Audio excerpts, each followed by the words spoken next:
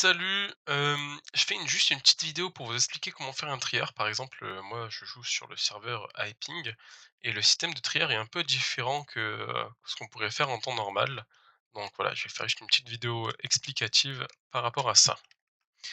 Alors à savoir que sur Hyping, par exemple, on a des spawners, qu'on peut obtenir grâce à des clés et heu et ces clés-là en fait nous permettent du coup d'avoir des spawners. Une fois qu'on a ces spawners, on peut les poser où on veut, par contre on ne pourra pas les récupérer exactement comme on veut. Hem, donc il faudrait une pioche spawner absolument pour les récupérer ceux-là. Donc je vais partir du principe, hem, que vous avez fait déjà une cuve, vous avez déjà posé vos spawners et cetera. Donc je vais faire un truc tout simple, voilà. C'est juste pour vous imager plus la chose qu'autre chose. Alors, là vous avez votre grande cuve avec votre eau qui coule, tout le tralala et donc là, on va dire qu'au centre, vous avez un bloc, 4 blocs, bref. Généralement, c'est mieux de le faire tomber sur un seul bloc, là où les loots vont tomber. Donc c'est-à-dire que vous tuez vos mobs et cetera, et à l'arrivée, vous avez cet endroit-là, par exemple, où le loot va pouvoir tomber, poussé par une source d'eau, et cetera. Vous avez les loots qui vont tomber ici. Moi, personnellement, ce que je fais, c'est que je prends de la glace, donc n'importe quelle glace, du moins que ça glisse. Il faudrait juste pas qu'elle fonde, donc je vais prendre peut-être de la glace compactée. Voilà, comme ça on est sûr qu'elle fond pas. Voilà. Alors ce que j'ai fait moi personnellement, c'est que j'ai de la glace compactée comme ça, qui va faire, qui va tourner sur elle-même. Donc c'est-à-dire que nous avons approximativement, une boucle. Voilà, là on a une boucle. Autour de cette boucle-là, on aura des blocs. Voilà.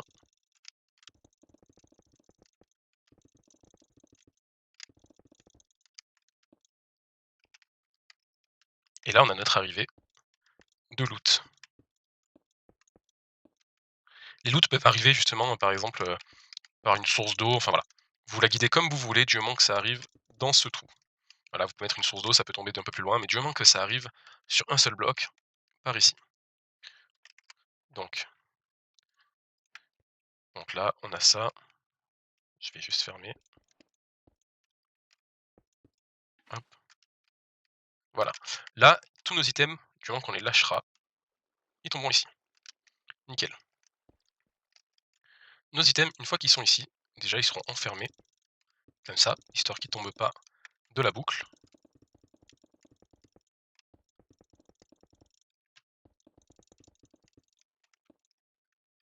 Voilà.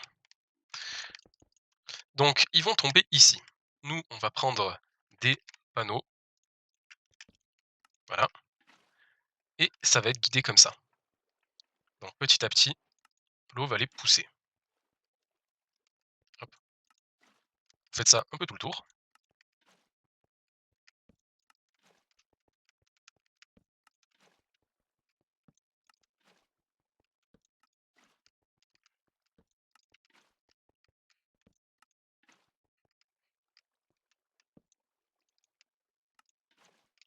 Voilà. Là, nous avons notre boucle avec la glace. Et là, tout simplement, on peut mettre nos entonnoirs avec nos répéteurs. Hop, je vais prendre un peu tout ce qu'on aurait besoin. Par exemple, on veut faire un tri qui commence à partir de là. Donc ce qu'il faut faire,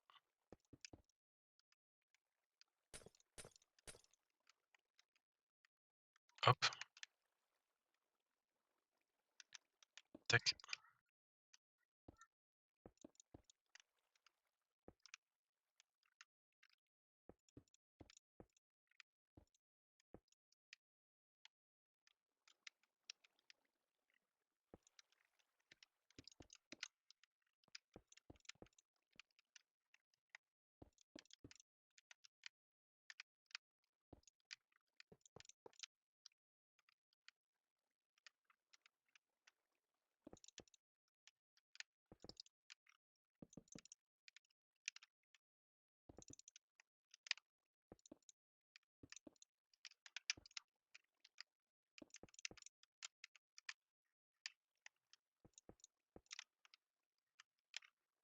hop, et là, de la redstone. Et là, on va mettre les items triés. Alors, pour ça, on aura besoin d'une enclume, de stacks de blocs. Par exemple, à la glace compactée, on peut la renommer glace, ça suffit.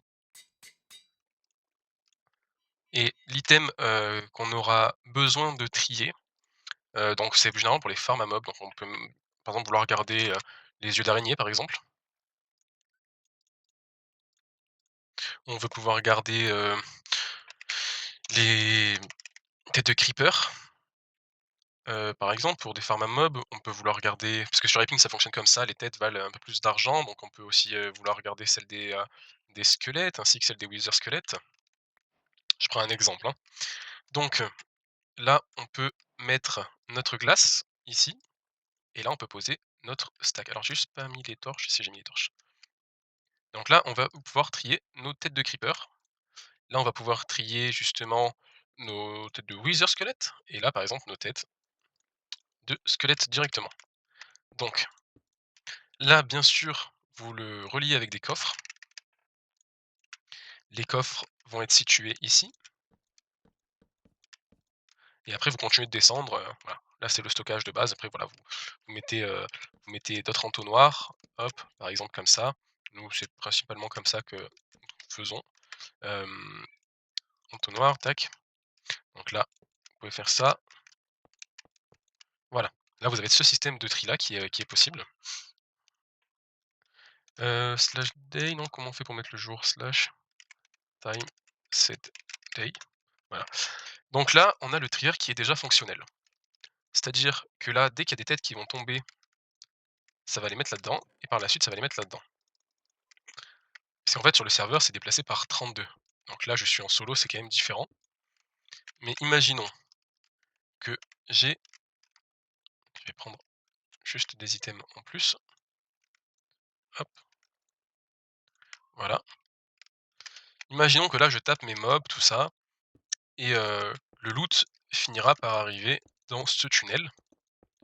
Après, vous vous débrouillez pour le faire arriver là, ça dépend les fermes, ça dépend... Moi, je fais exclusivement le trieur.